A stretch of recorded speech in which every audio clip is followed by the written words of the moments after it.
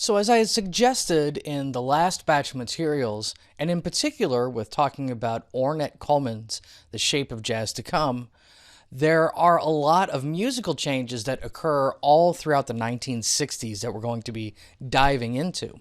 And so, to understand this, I want to talk a little bit about these notions of experimentalism and eventually this label for free jazz that gets applied to a lot of the music that we're going to be talking about.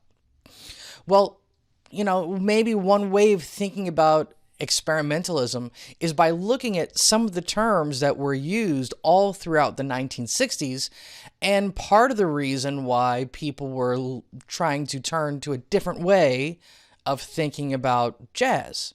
Thinking about, well, what occurs within jazz, and kind of pushing the boundaries of the genre. So one way in which people frame a lot of the music we're going to talk about is by talking about it as free jazz. And it's kind of interesting when we think about, by the time we get to the 1960s, jazz has been with us now for sure within U.S. culture for 40 years, solidly. But in a lot of ways, people are looking at even that term and saying, well, what we're doing now isn't what Louis Armstrong did. What we're doing now isn't even the same as what Charlie Parker did in the 1940s. And so we get this quote from Max Roach: "Jazz means the abuse and exploitation of black musicians." What he was referring to, I would argue, is that by the time we get into the early 1960s, he's thinking about the ways in which a lot of musicians had been vilified, right? Framed as being these kind of like seedy characters who had issues with drugs and whatnot, and ties to the mob. But also, too, the fact that a lot of people were taking advantage of these musicians, in particular the record labels. We talked about, how the Prestige label would often take advantage of a lot of its recording artists. And so Max Roach was kind of getting really frustrated with the fact that jazz was often used as this kind of catch-all phrase to as a pejorative phrase, really, to put down a lot of musicians. So he actually kind of pushed against just the very notion of jazz along these lines. And maybe free jazz in this sense means escaping from a lot of those stylistic and also kind of presumptions about musicians and about jazz as a whole, and saying, well, look, these musicians are capable of so much more than what you think that they do. So that's certainly one way of thinking about it. A lot of musicians started to refer to some of the stuff we're going to talk about here as quote-unquote out jazz. And, well, what do we mean by out? So quite often when musicians are talking amongst each other and say, he is kind of playing kind of out, it can mean a number of different things. One is that whatever the kind of typical ways of fitting in within that style are, that you do something outside of that style. So on a purely kind of like musical material level, that might mean playing notes that don't fit within the chords, that don't fit within the harmonic progression, that don't fit within the mode, since we had talked about modal music. That these are kind of quote-unquote wrong notes in a sense. But a lot of musicians start to look at those wrong notes and saying, no, those are acceptable colors as well. Those are different sounds that we can use, even if they sound wrong, and that you just have to develop the ability to play the out notes in a way that, makes sense, or at least creates a new language. So thinking outside of the standard musical rules as they would have existed. But then also there's a sense, too, I would argue, that, being out means not being a part of the mainstream. Setting yourself outside of those regular kind of not only musical practices, but maybe even social practices, right? This isn't music meant to entertain, and it's not part of the kind of mainstream music that is about entertainment. Along these lines, it's kind of interesting. There was a music festival, a jazz festival that regularly occurred in the Newport, Rhode Island area. And the thing is, Newport, Rhode Island, I mean, this is kind of like a beach, like resort almost type of area, filled with, upper middle class folks. And this jazz festival that had been developed there ever since, I think, when was it? Like early 1950s or so, had developed a reputation as being this kind of fancier type of event, right? Now, a lot of the great jazz musicians that we had talked about, for them, this was a must go to kind of event. Just like, like Coachella nowadays or something like that.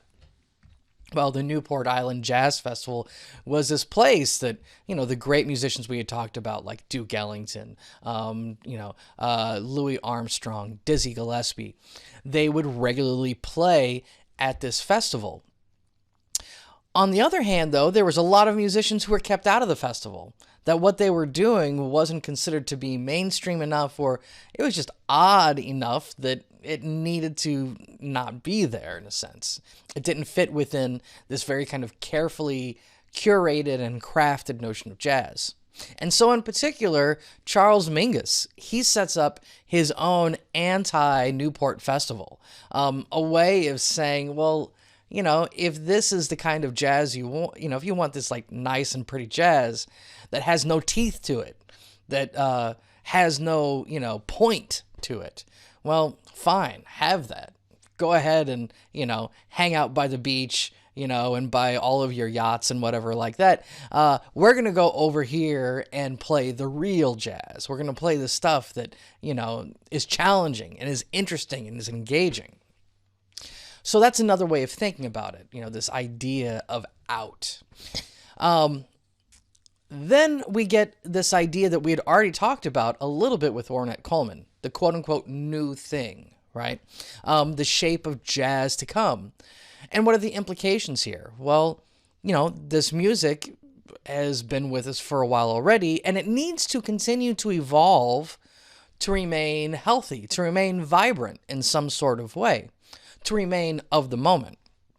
And so the cultural context, and this is the thing that we've been talking about in this class for quite a bit already, the cultural context that shaped jazz in the 1920s was not the cultural context of the U.S. in the 1960s. And so the music obviously should respond in some sort of way. This is an idea that really kind of sticks with jazz, I might argue, from this point on. I mean, we've already kind of talked about this tension already when we talked about beboppers and that whole notion of the moldy figs, the people who wanted to go back to Dixieland and things like that. But I would say for sure that even still to this day, a lot of people debate about the direction jazz has headed in based off of this moment in the early 1960s. As if to say jazz goes in all these wild experimental directions, and a lot of people say, no, that is no longer jazz. That is no longer the same style of music, and maybe it's not even really music. I don't necessarily feel that way, and you'll see the reason, or at least I'll give you my reasons why. But a lot of people still to this day will say, well, yeah, all the great jazz kind of like, it stopped evolving and it just went off the rails in about 1959. And so we can think about this idea of the new thing, right, as this new evolution. The last term that I often use when we're talking about experimentalism, it kind of extends beyond jazz, but is a really useful term nonetheless. It's this idea of the avant-garde. So this is often used, it's used in visual arts, it's used in other modes of music, other genres of music, such as the kind of classical music, if you will. And the term itself is a French term. It refers to, that first line of an army, of a battalion, as they go out onto the field. I mean, and these are kind of like old notions about warfare, right? Where you had a battlefield and you had one army facing another army, and you would send out that first group to kind of, in a sense, see what the other side was up to, right? To kind of trigger the first rounds of attack, so to speak. The avant-garde, quite often it was assumed that many of them wouldn't be coming back, that they were going into the unknown, and with that came enormous danger. It wasn't like, let's say, some of the infantry who was way in the back, or the guys on the horses or whatever. These were, the avant-garde were, they had to be brave. They had to go into the unknown.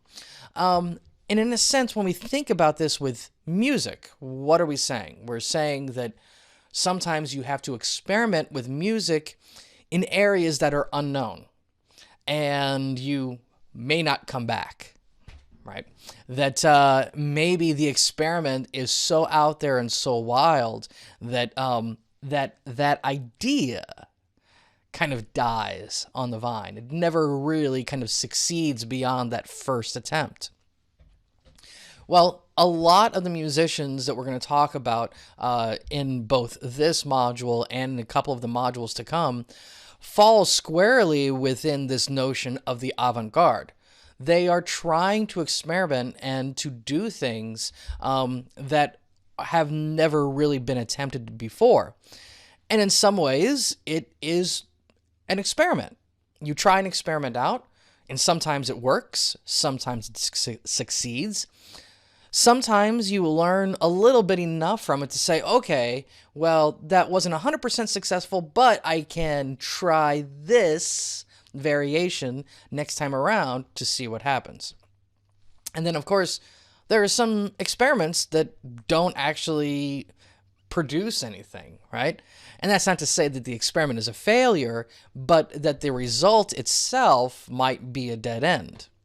Well, I think a lot of the musicians who embrace any of these terms, the avant-garde, new thing, outsideness, free jazz, they kind of all knowingly went into that breach, that they were going to try things that were wildly different, and they might not have an audience follow along with them, but they didn't care anymore. Again, this brings us to that notion that I had set up a long time ago about that tension between entertainment versus art. And again, it's not a binary one or the other, but for sure, a lot of the artists, or a lot of the musicians we're going to talk about within this module, they saw themselves primarily as artists. And the entertainment side, maybe it happened, maybe it didn't. They really didn't care because they were searching for new modes of expression. Now, free jazz as a genre, what does this mean? And I bring this up before you listen to any examples because, in a sense, I would argue that to listen to free jazz, you have to kind of be in a proper mindset for it. I absolutely love free jazz, and interestingly enough for me, I got into jazz through this experimental side of things. And it wasn't until later that I kind of backtracked and started to learn about all the great bebop musicians and, Duke Ellington, all the kind of classic figures we've already talked about. For me, I came in straight through the experimentalism. And sometimes I'm really not in the mood to listen to it. I have to be in the right mind frame. And there's also, I would even suggest, there are correct context for it, where you can listen to it with an open mind. This is not the kind of music that you'll listen to in the car when you're just like commuting, or you just, trying to get from point A to point B, and you're not really wanting to be challenged. You don't want to have to think about the music. Free jazz is not like that. It almost demands your attention, in the same way that some of the past styles have also. So, what do you need to kind of keep in mind as you listen to free jazz as a genre? Well, in a sense, everything becomes available for exploration, for experimentation, or for exclusion. So some of these ideas that we've already talked about, right? And we've tried to dive into some of these concepts quite a bit already. Like structure. We've talked about musical structure throughout this course. And I've made the argument to you that in some cases, it's hard to understand a music until you understand its structure. And once you understand the structure, you can kind of predict where things are going to go, and it might actually make for a more enjoyable experience for you. Well, within a lot of the free jazz we're going to look at, there is no pre-established structure. There is no song form. There is nothing like that to already guide the musicians. In some cases, we're going to have some examples in which there is no traditional harmony.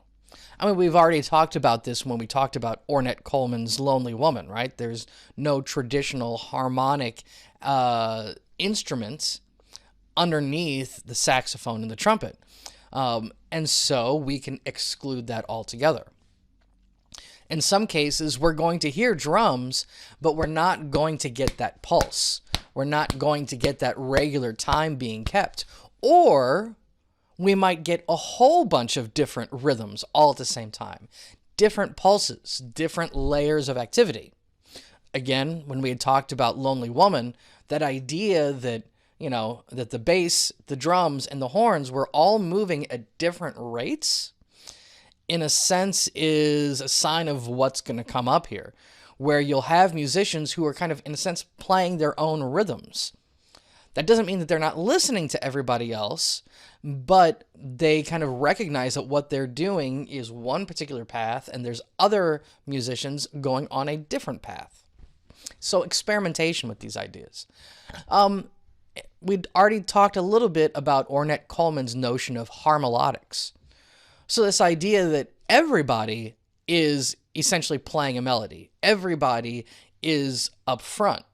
But at the same time, all of these melodies occurring at the same time are creating their own modes of harmony. Very different than just putting your fingers down on a keyboard and saying, okay, this is a chord, this is a harmony. Instead, it's the collective creating some sort of, unified sound, if you will, even if it's, multiple melodies at the same time. So lots of experimentation here.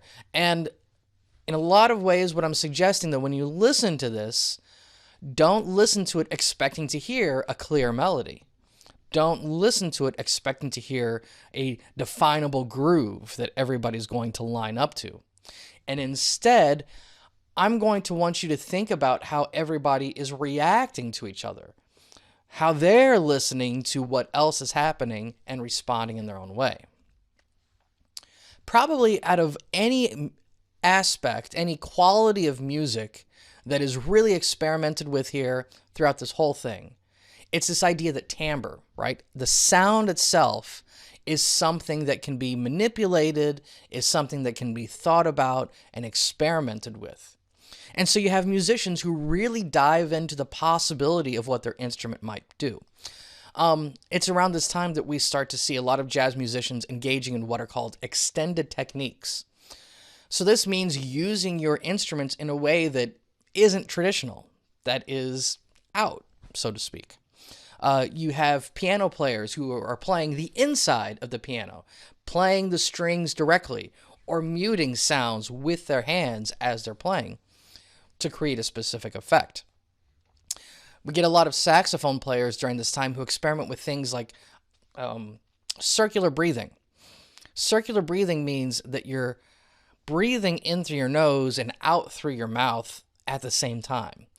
This cycle of continuous air. And what circular breathing allows a saxophonist, any wood instrument, to do is to play uninterrupted lines, no pauses. No breath is needed because the breath is continuous. And so you get these saxophone players who can play for 5-10 minutes straight, just a continuous stream of sound. I mean, in a sense, right, we had already seen Coltrane and his, sheets of sound starting to head in this direction, this constant lines. Well, what if you've developed a technique that allows you to do that without pause? You have other instruments that experiment with notions of playing, like, for instance, like a saxophone playing two notes at the same time, a term called multiphonics. And it sounds squawky and it sounds awkward and whatnot. But a lot of musicians say, well, okay, what can I do with this awkward sound? You get drummers who play their cymbals with violin bows, causing them to ring in unusual sorts of ways. I mean, so we have all sorts of different types of experimentations that's going to happen here. And these extended techniques really do become an important part of free jazz, especially as we head to the latter part of the 1960s. The last idea that I want you to think about is that when we think about free jazz, well, we are talking about the freedom of the artist to do whatever they want, to not feel encumbered by the expectations of an audience, to not feel encumbered by the expectations of a record label, to not feel encumbered by the kind of constraints and the limitations of the genre, of whatever they might be. And so in this sense, anything can be possible within free jazz if the musicians themselves are open to it. And this is something that I find, as somebody who has played, free music before, who's done this kind of experimental improvisation before, that if you have a musician who's like, well, that's just too weird, I don't want to go there, well, that's already limiting possibilities. If I'm kind of engaged in a free jazz thing and I'm playing with the drummer and that drummer just sets up a groove, in a lot of ways, I'm kind of being forced into responding to that groove, right? In a very kind of direct sort of way. And quite often that means playing with the groove. Now, of course, me, as viewing myself as this free artist, I can instead say, yeah, I hear your groove, but I'm going to do this thing over here, something completely different, right? I'm not going to play that groove. That doesn't mean I'm not listening to you and responding to you, but I'm not copying what you're saying. In fact, I might even try to do something that specifically, clashes and collides with that for an effect. Now, this also brings up the notion, too, that the musicians, the performers, have to see themselves as kind of being free to act.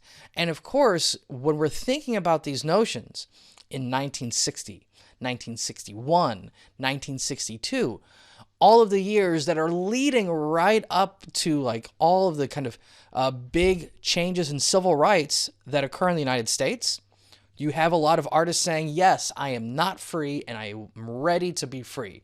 I'm ready to be free both in my music and in my personal life, in my heart, in my spirit. And so the music often is a demonstration of this idea. So to dive into this, we're going to get into Ornette Coleman's album called Free Jazz. In a lot of ways, this sets everything off for what we're going to talk about for the next couple weeks here.